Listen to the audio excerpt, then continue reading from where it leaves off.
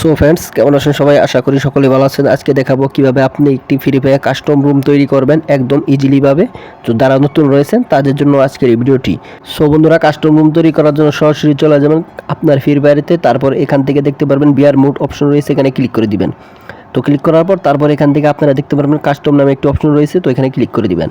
তো ক্লিক করার পর এখান থেকে আপনারা অনেক র্যান্ডম কাস্টম দেখতে পারবেন। তো এখান থেকে আপনি চাইলে কিন্তু ক্লিক জয়েন, এখানে ক্লিক করে এখান থেকে আপনি কিন্তু র্যান্ডম কাস্টম এখান থেকে ঢুকে আপনি কিন্তু কাস্টম খেলতে পারবেন। তো আমি যেহেতু আপনাদেরকে কাস্টম বানানো শেখাবো সেহেতু এখান থেকে ব্যাগে চলে আসলাম।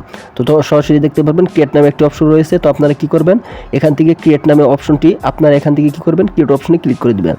তো ক্লিক করার পর এখান থেকে উপরে দেখতে পাবেন রেগুলার এবং অ্যাডভান্স অপশন রয়েছে। তো আপনারা কি করবেন, এখান থেকে রেগুলার রেখে দিবেন, তাহলে এখান থেকে আপনি খুব সুন্দরভাবে কাস্টম তৈরি করতে পারবেন।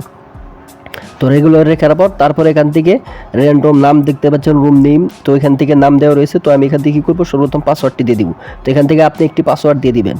তো পাসওয়ার্ড দেওয়া হয়ে গেলে তারপর এখান থেকে দেখতে পারবেন ম্যাপ সিলেক্ট করতে হবে। তো এখান থেকে আপনি যে কোনো একটি ম্যাপ সিলেক্ট করতে পারেন। তো আপনার যেটা ভালো লাগে সেটা ম্যাপ এখান থেকে আপনি সিলেক্ট করে নেবেন। তো এখান থেকে আমি বারমুডা ম্যাপ যেহেতু ফেভারিট, তো এখান থেকে বারমুডাই এখান থেকে সিলেক্ট করে নিলাম।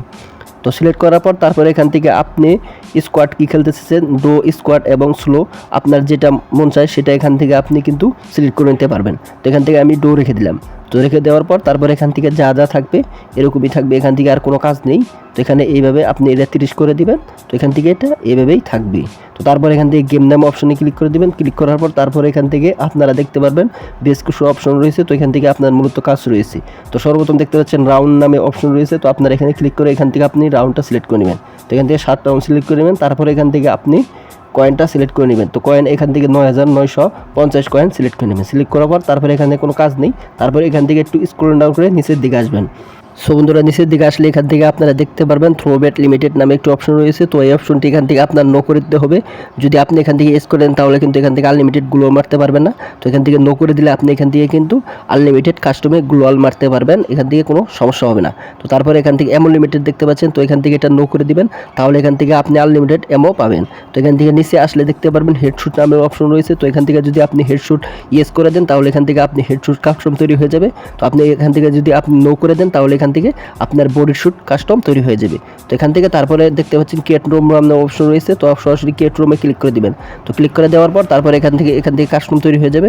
তো তারপর এখান থেকে ইনভাইট ফ্রেন্ডস নামের যে অপশনটি রয়েছে, তো এখানে ক্লিক করে দিয়ে আপনার এখান থেকে আপনার বন্ধুকে এবং ফ্রেন্ডকে ইনভাইট করে দিবেন। তো ইনভাইট করে দেওয়া হয়ে গেলে তারপর এখান থেকে ওকেতে ক্লিক করে দিয়ে এখান থেকে স্টার্ট করে দিবেন। তো স্টার্ট করে দেওয়ার পর এখান থেকে দেখতে পাচ্ছেন আমার কাস্টমটি কিন্তু এখান থেকে স্টার্ট হয়ে গেল। তো স্টার্ট হওয়ার পর এখান থেকে কিন্তু আমি আনলিমিটেড গ্লোয়াল সব কিছু এখান থেকে কিন্তু আমি কিনতে পারলাম।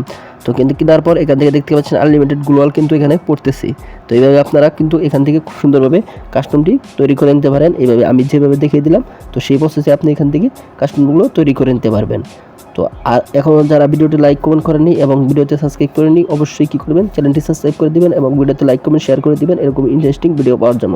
তো দেখা হবে পরবর্তী কোনো ভিডিওতে, তখন সঙ্গেই থাকুন।